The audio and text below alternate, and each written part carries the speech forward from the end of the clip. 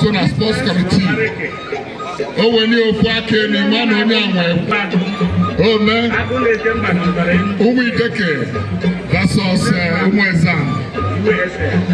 man, oh man, the free and hazy. Then go is wedding. I am one banana of cable. Oh dear. Hey, okay, I hope you.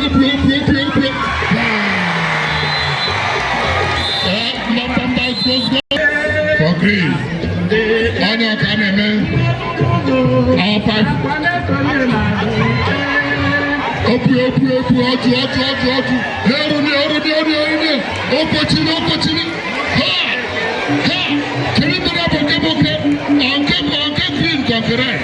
I am one of the star.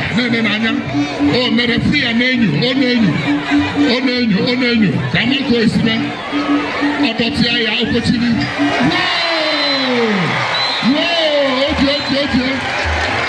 5 points for the way. 5 points for the way. The free of the whistle.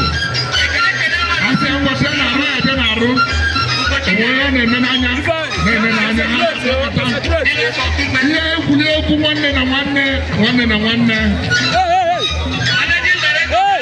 The priest don't stop. The free of the whistle. Oh man, Kedoye with 500,000 now. Hey, if 500,000 can you believe her? I am man number 1. Man number 2. Oh man, did it? You can't make it up, preambles. Sit there and Rosebo. Oh man, oh dear.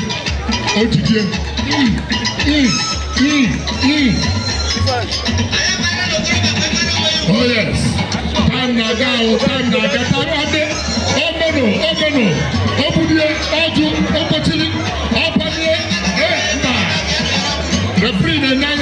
The free is very observant. I'm going to tell you, yes.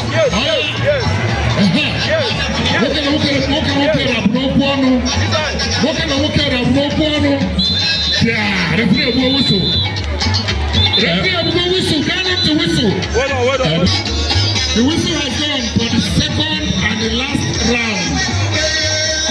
Do not disturb the entertainment. That is why we are here today.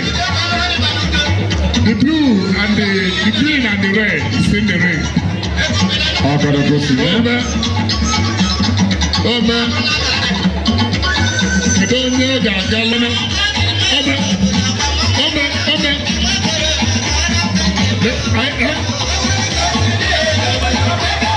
The referee is watching. Don't complain to the referee. The referee is there to watch. So know when it's a foul or not. Get closer. Let's do it. Amen.